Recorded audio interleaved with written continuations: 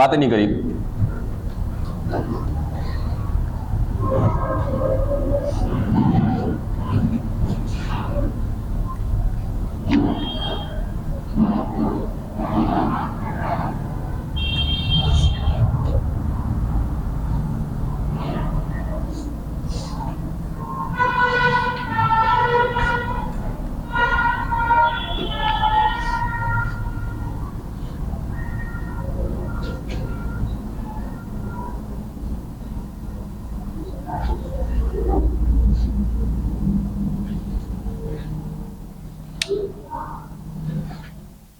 अच्छा जरा एक देखो तो स्तन वाले में पालियों की संख्या दे रखी है क्या, कितनी है? 15 से 20। चलिए देखिए स्तन ग्रंथि की बात कर रहे हैं तो ये सीधा सीधा याद रखिएगा कि पहला बिंदु में ये कितनी होती है बच्चा? एक जोड़ी होती है। ठीक है, इस स्तन ग्रंथि का कार्य क्या होता है? तो सबसे पहला क्या करना? दुग्ध का निर्माण करना। ठीक है, तीसरा बिंदु कि इसी स्तन ग्रंथियों से कहीं ना कहीं एक मां जो होती है अपने बच्चे को दुग्ध पान कराती है। दुग्ध पान कराना कहने का मतलब कि अपने बच्चे को क्या करती है? दुग्ध पिलाती है। ठीक है, अब होता क्या है इस मतलब इस ग्रंथि के अंदर होता क्या है? तो सबसे पहले बात करें तो देखो इसके अंदर मिलती है क्या? पालियां। अब जहां भी बात पाली की आती है तो हम ऐसा कह सकते हैं कि एक ऐसी संरचना जिसके अंदर खंड खंड बटे हो, उस खंड को क्या कहते हैं हम लोग? पाली कहते हैं। ठीक है, पालियों की संख्या कितनी दे रखी है हमारे पास? 15 से 20 पालियों की संख्या है ये हमारी। इस पालियां में मिलती है या पालियों में मिलती है कोशिका। ठीक है, जिसको कहते हैं कुपक कोशिका या कुपिका कोशिका, सब में होंगी ये कुपिका कोशिका।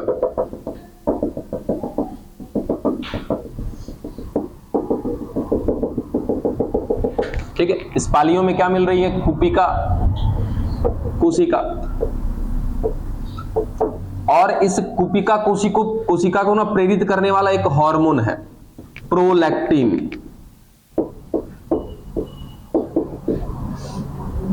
ठीक है, अब क्या होगा कि ये प्रोलैक्टिन जो है एक हार्मोन है। अब ये हार्मोन क्या कर रहा है? तो कुपिका कोशिका को प्रेरित कर रहा है।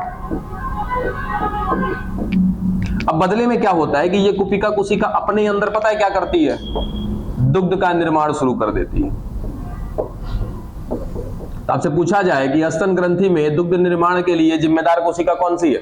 कुपिका कोशिका। कौन कराता है ऐसा? प्रोलैक्टिन। ये कुपिका कोशिका मिलती कहां है? पालियों में मिलती है। पालियों की संख्या कितनी है? 15 से 20। ठीक है, अब यहाँ पे प्रेरित होना शुरू हो जाते हैं सारे के सारे। सारे के सारे में क्या बनना शुरू हो जाता है? दुग्ध बनना शुरू हो जाता है इस कुपिका कोशिका के अंदर। और सारे के सारे क्या करते हैं कि अपने दुग्ध को निकाल देते हैं इस खाली से जगह में। ठीक है, अब ये सारी की सारी नलिकाएं आकर के एक जगह पे ना इकट्ठा हो रही होती है। जैसे वृषण याद है आपको? वृषण में क्या बन रहा था? वृषण जाल बन रहा था। ठीक है, उसी तरीके से सारी की सारी पालियों में उपस्थित है कुपिका कोशिका। कुपिका कोशिका ने प्रोलैक्टिन की सहायता से किसका निर्माण किया? दुग्ध का निर्माण किया। अब ये दुग्ध सारी की सारी कुपिका कोशिका से होते हुए एक नलिका के माध्यम से एक स्थान पर आकर के संचित हो रही होती है या एक जगह पर आकर के एकत्रित हो रही होती है, जिसको कहते हैं लैक्टिफेरस डक्ट। Lactiferous duct. देखना इसको ना हिंदी में देखते हैं क्या बोलते हैं। दुग्ध नलिका शायद कहते हैं। दुग्ध वाहिनी। चलो, दुग्ध वाहिनी। ठीक है,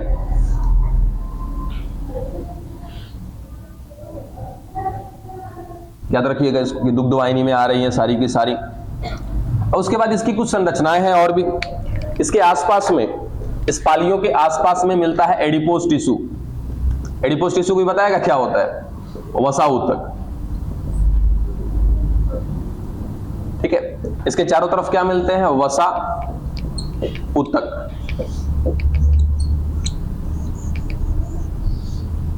डन, पालियां हो गई, वसा ऊतक हो गया, और कुछ संरचना है वो भी खत्म करते हैं।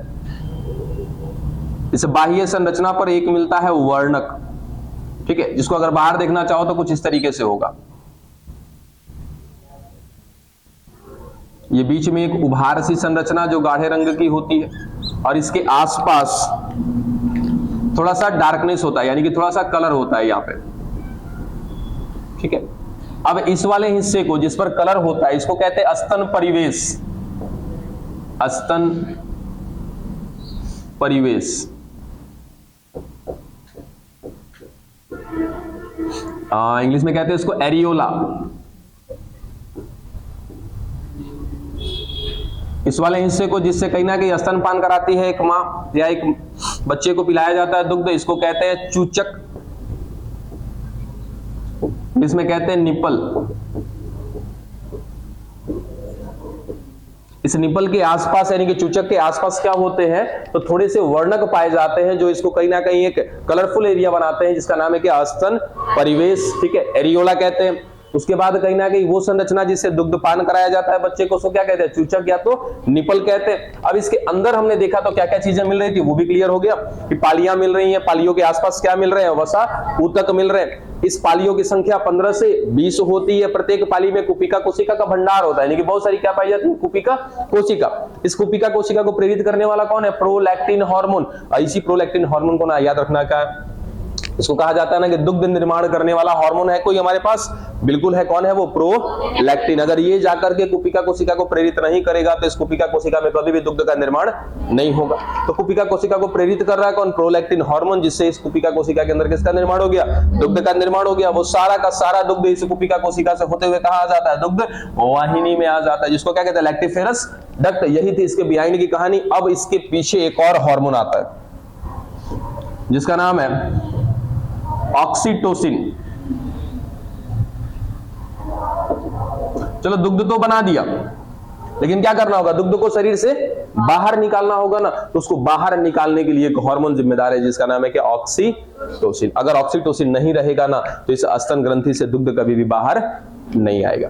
जैसे ही एक बच्चा जो है अपने माँ के स्तन ग्रंथियों को टच करता है अपने मुख से, उस माँ के अंदर तुरंत मात्रा बढ़ जाती है किसकी ऑक्सीटोसिन की, और इसके स्तन ग्रंथियों से दुग्ध बाहर आने शुरू हो जाते हैं। दोनों हार्मोन याद रखिएगा। स्तन ग्रंथि में प्रोलैक्टिन क्या करता है दुग्ध का निर्माण करता है, और दुग्ध को स्तन ग्रंथि से बाहर लाना है उसके लिए कौन जिम्मेदार है आपका ऑक्सीटोसिन। खत्म, इसमें कुछ था ही नहीं, बस इतनी सी बात थी आपकी। बिठा देना।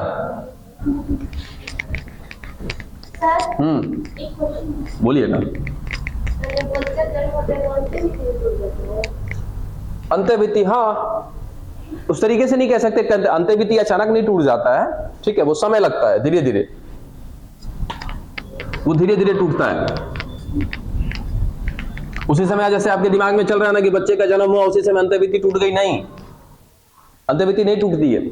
उस समय केवल वो अपरा, वो संरचना, उसको बाहर किया जाता है, ठीक है, वो भी डॉक्टरों की सहायता से उस अपरा को बाहर कर दिया जाता है। क्यों? क्योंकि बच्चा जब बाहर आ गया तो उस अपरा का कोई काम नहीं है वहां पे, अपरा रहेगा तब उस माँ को नुकसान जाएगा, ठीक है, इसलिए कहीं ना कहीं उस अपरा को बाहर कर दिया जाता है। और वो अपरा से ही कहीं ना कहीं जुड़ा होता है एक बच्चे के शरीर से संरचना, उसके नाभि से, जिसको कहते हैं अम्बिलिकल कॉर्ड या नाभि नाल कहते हैं। उसी से बच्चा पोषण ले रहा होता है और बच्चे के अंदर बना हुआ अपशिष्ट पदार्थ उस माँ के शरीर में जा रहा होता है, और उस माँ के शरीर से होकर के उस बच्चे के अंदर बना हुआ अपशिष्ट पदार्थ बाहर आ जाता है। तो उस केवल अपरा को बाहर किया जाता है, ना कि अंतःवित्ती को बाहर किया जाता है। अंतःवित्ती धीरे धीरे आपस मतलब बाद में अपनी टूटती रहती है धीरे धीरे। बच्चे का प्रसव होने के बाद भी थोड़ा बहुत ब्लीडिंग आता रहता है, तो वो ब्लीडिंग कहीं ना कहीं अंतःवित्ती के टूटने से आती है, ठीक है। अब देखते हैं क्या हम लोग शुक्राणु जनन, और हम कल ही बता चुके थे कि शुक्राणु जनन इंग्लिश में क्या बोलते हैं, स्पर्मेटो जेनेसिस। कॉपी किताब से दूर रहिएगा, कलम कॉपी चले तो उसको रोकिएगा, ठीक है। स्पर्मेटोजेनेसिस। अब ये बना है बच्चा दो अवस्था से, यानी कि शुक्राणु बनने की पूरी प्रक्रिया को हम क्या कहते हैं शुक्राणु जनन कहते हैं, ठीक है। इसको इंग्लिश में कहा जाता है कि स्पर्मेटोजेनेसिस। अब इसके अंतर्गत आती है दो अवस्था, जिसमें सबसे पहले अवस्था की हम बात करें तो वो सबसे पहली अवस्था कहलाती है शुक्र जनन,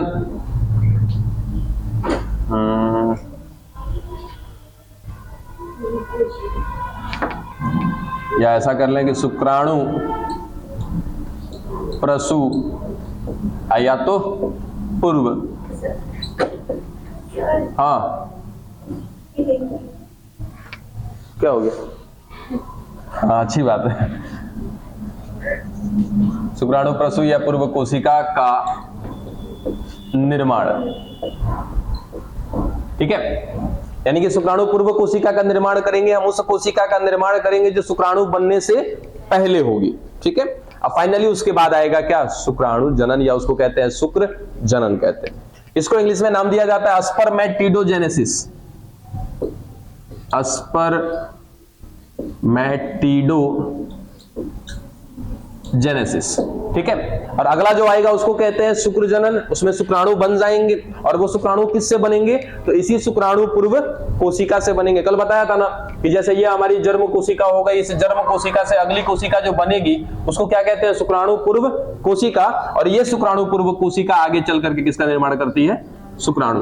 यानी कि दो अवस्था आ रही है, एक बार जर्म कोशिका से क्या बनाना है, शुक्राणु पूर्व कोशिका, फिर ये शुक्राणु पूर्व कोशिका में, अब उसके बाद में देखो यहीं से यहीं तक विभाजन होता है, यहां से यहां तक केवल चेंज आता है, परिवर्तन आता है, ठीक है। तो ये प्रक्रिया यहां से यहां तक क्या कहलाती है, शुक्र जनन, यहां से यहां क्या कहलाती है, शुक्राणु पूर्व कोशिका का निर्माण। इंग्लिश में बोलते हैं यहां से यहां स्पर्मेटिड्स बनते हैं, ये स्पर्मेटिडोजेनेसिस, और यहां से यहां जो होता है उसको कहते हैं स्पर्मियोजेनेसिस, ठीक है। प्रक्रिया का नाम है, उसको छोड़िए, अब बढ़ते हैं आगे, ठीक है। ध्यान रखिएगा, ठीक है। शुरू करें, दिमाग अस्थिर है सभी का ना। ये हो गया आपका नर जर्म कोशिका, याद है ना, कैसी होगी ये, द्विगुणित होगी। नर जर्म कोशिका कहाँ की है, जनन उपकला की है। ये जनन उपकला कहाँ की है, तो वृषण की है। वृषण में कहाँ की है, तो वृषण में वृषण पालिका थी, उस वृषण पालिका के अंदर क्या मिल रही थी, शुक्रजनक नलिका मिल रही थी। उस शुक्रजनक नलिका की सबसे ऊपरी आवरण को क्या कहते हैं, बोलो। मादा जर्म कोशिका पढ़ रहे हैं, नर जर का, अब मादा जनन कोशिका कहां से घुसा दी। शुक्रजनक नलिका कितनी स्तर की बनी हुई थी, सिंगुंग है जी, देखो तो ना है ना, मारेंगे ये घुसा तो बढ़ जाओगी तुरंत है। तो बता जी, शुक्रजनक नलिका कितने आवरण का बना हुआ था, दो। सबसे बाहर कौन था,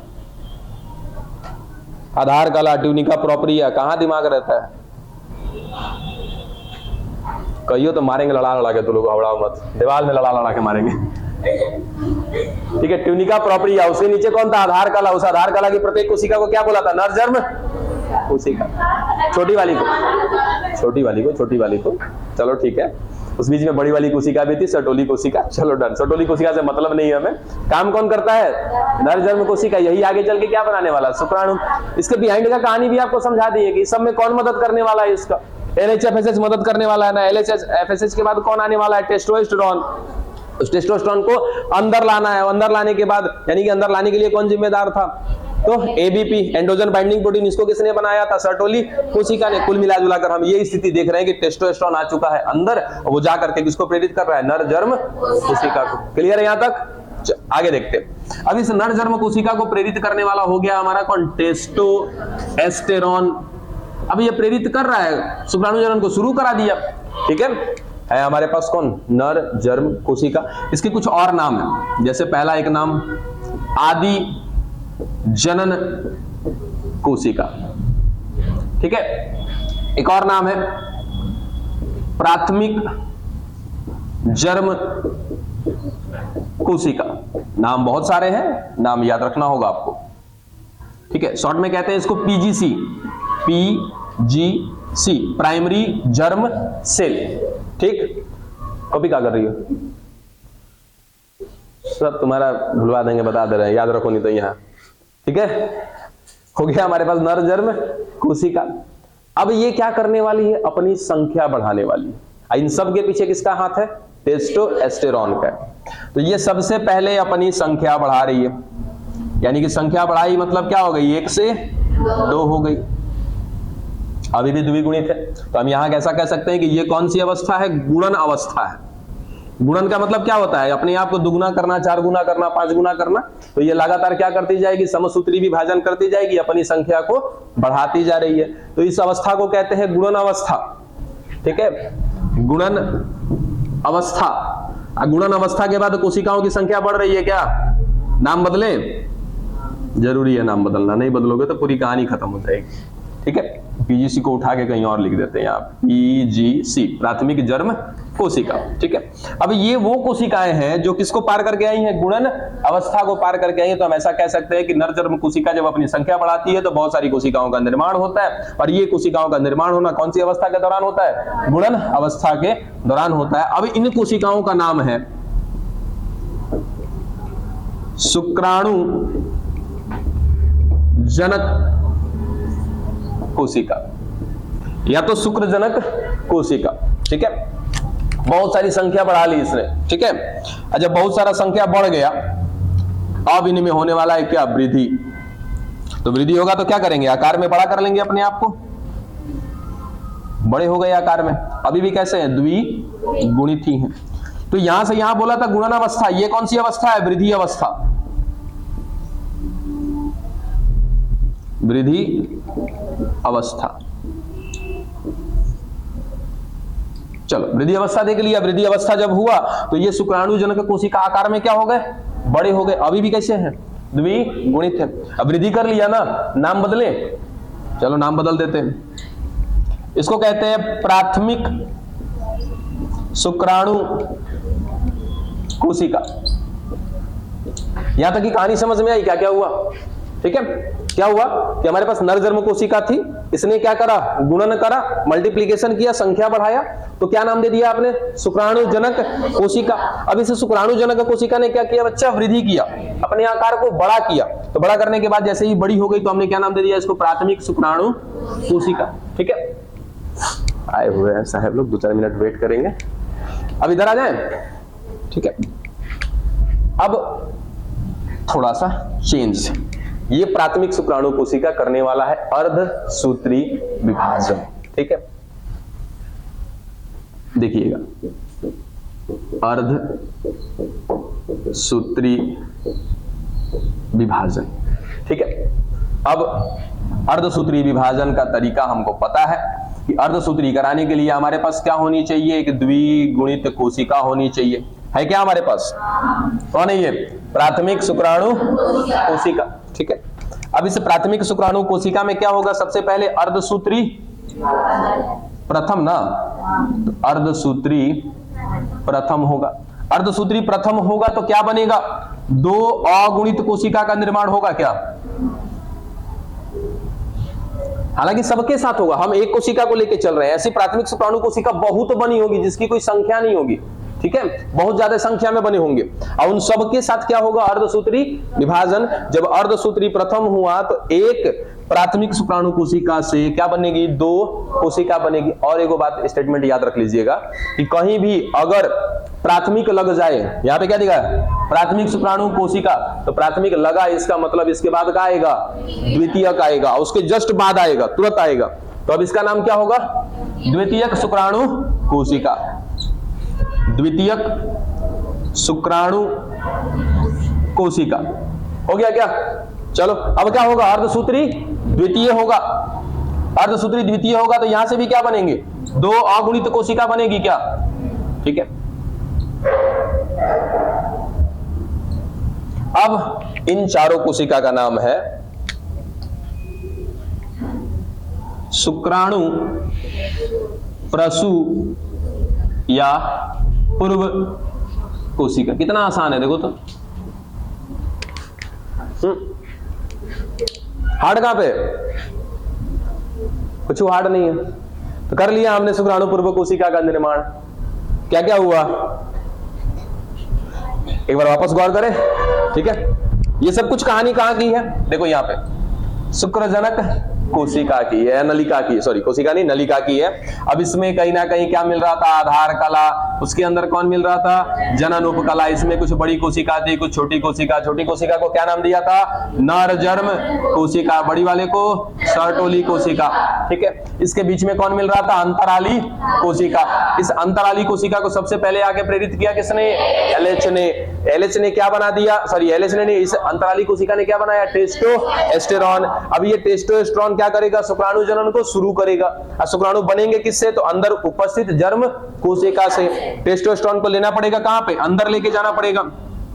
अब इसको अंदर लेने के लिए कहीं ना कहीं टेस्टोस्टेरोन तो यहाँ पे बना पड़ा है, अब इस टेस्टोस्टेरोन को कहां लेके जाना है, इस ल्यूमन में लेकर के जाना है। याद है ना कि शुक्रजनक नलिका के अंदर जो खोखला सा भाग है उसको क्या कहते हैं, ल्यूमन कहते हैं। अब इसको ल्यूमन में लेके जाना है। बाद में कौन आता है, FSH आता है। अब ये FSH क्या करेगा, इस सर्टोली कोशिका को प्रेरित करेगा, बदले में ये क्या बनाएगा, ABP। ये ABP जाएगा बाहर, टेस्टोस्टेरोन को लेकर के आएगा अंदर। अंदर आते ही टेस्टोस्टेरोन काम शुरू कर देगा किसके साथ, नर जर्म कोशिका के साथ। अब इस नर जर्म कोशिका का कुछ नाम होता है, जैसे आदि जनन कोशिका या तो फिर प्राथमिक जर्म कोशिका। ये प्राथमिक जर्म कोशिका क्या करती है, ल्यूमन में प्रवेश करना शुरू कर देती है। अब यहाँ की जर्म कोशिका आ गई किसमें, ल्यूमन में आ गई। अब ल्यूमन में आते ही कौन मिल रहा है इनको वहां पे, टेस्टोस्टेरोन। अब टेस्टोस्टेरोन इनको लगातार प्रेरित कर रहा है, जिससे क्या कर रहे हैं, सबसे पहले ये अपनी संख्या को बढ़ा रहे हैं। अब संख्या बढ़ा रहे तो क्या कर रहे हैं, इसको हमने अवस्था को नाम दे दिया गुणन अवस्था। बहुत सारी संख्या बढ़ा दी अपनी, तो जो संख्या बढ़ी है कोशिकाओं की उसको क्या कहते हैं, शुक्राणुजनक कोशिका। अब ये शुक्राणुजनक कोशिका क्या करेगी, वृद्धि करेगी। वृद्धि करेगी तो आकार में बड़ी हो जाएगी, नाम दे दिया फटाफट क्या इनको, प्राथमिक शुक्राणु कोशिका।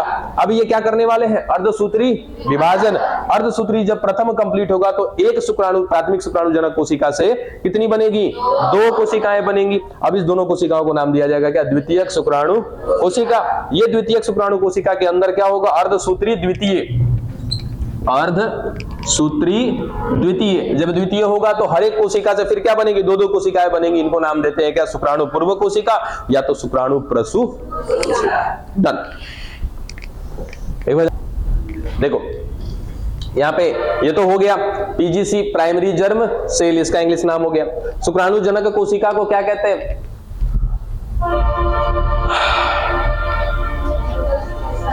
अरे बाबा, स्पर्मेटोसाइट। स्पर्मेटोसाइट,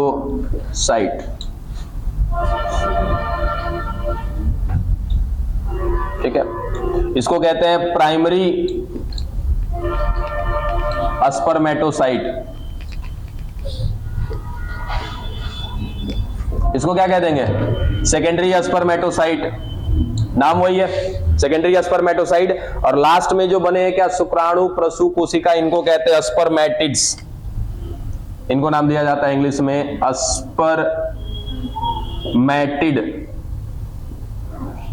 नाम याद रख लीजिएगा, कब आपकी कहानी इंग्लिश वाली हिंदी में घूम जाएगी पता नहीं चलता है, ठीक है।